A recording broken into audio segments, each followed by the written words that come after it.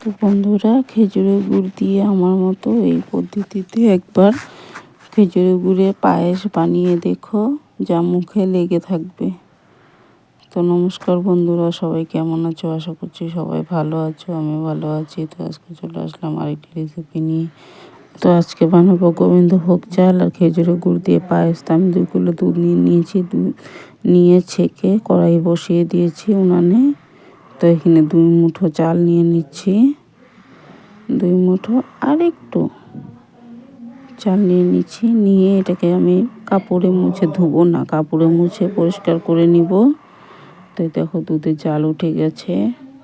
তো আমি দুধটা খুব ভালো করে জাল করে নেব। এখানে 2টো তেজপাতা ডলে দিয়ে দিব, যেন তেজপাতা ঘ্রাণটা বের হয়। তো আমি দিয়ে দিলাম 2টো তেজপাতা। তো দুধটা খুব ভালো করে জাল হচ্ছে।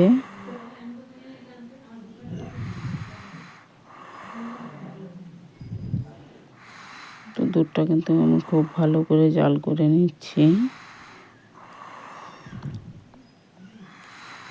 তেজপাতা দিয়ে। আর এদিকে যে বাটিতে আমি চালটা নিয়েছি, চালটাকে আমি খুব ভালো করে কাপড় দিয়ে পরিষ্কার করে মুছে নিয়েছি। এখন এখানে 1 চামচ ঘি দিয়ে চালটাকে খুব ভালো করে মেখে নেব। তো আমি যে মেখে নিয়েছি, দুধটা জাল হয়েছে, একটু গ্যাসটা একটু কমিয়ে দিয়েছিলাম।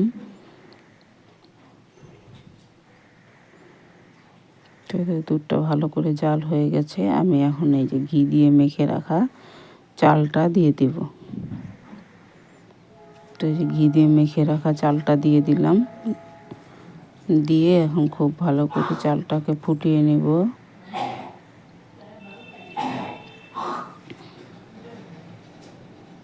তো নেড়ে দিলাম যেন দলা পাকিয়ে না যায়।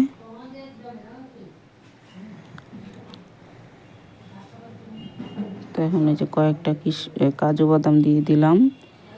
এই দেখো দুধটা অনেকটা শুকিয়ে গেছে, চালটাও মোটামুটি সেদ্ধ হয়ে এসেছে। এখন একটা চাল একটু টিপে দেখে নেব যে সেদ্ধ হয়েছে কিনা। এই দেখো চালটা একদম সেদ্ধ হয়ে গেছে। তো এই পর্যায়ে আমি এখন চিনি দিয়ে দেব। দেখো দুধটা কতটা ঘন হয়ে গেছে, জাল হতে হতে শুকিয়ে। তো যে 1/2 বাটির মতো আমি চিনি দিয়ে দিলাম। চিনিটা দিয়ে আরও কিছুক্ষণ আমি জাল দিয়ে নেব।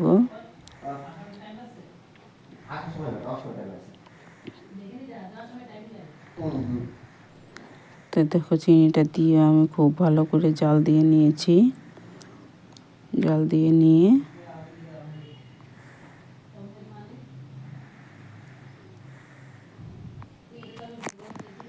তো আমি এখন এই যে খেজুরের গুড়টা দিয়ে দিব।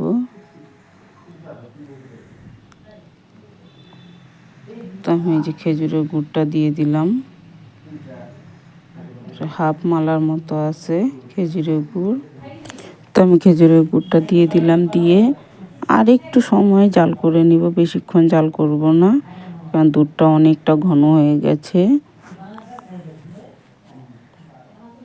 তো আমার কিছুক্ষণ একটু জাল দিয়ে নিচ্ছি।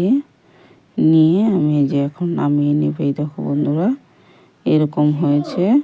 তো আমি এখন নামিয়ে নেব।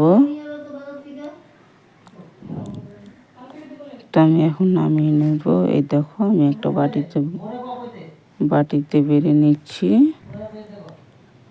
দেখো কতটা সুন্দর হয়েছে। যদি রেসিপিটা ভালো লাগে তাহলে লাইক কমেন্ট করো, শেয়ার করে দিও। তারপর কিছুক্ষণ রেখে দিয়েছিলাম, তার উপরে আমি এই যে কাজু কিশমিশ দিয়েছি। ভালো লাগলে লাইক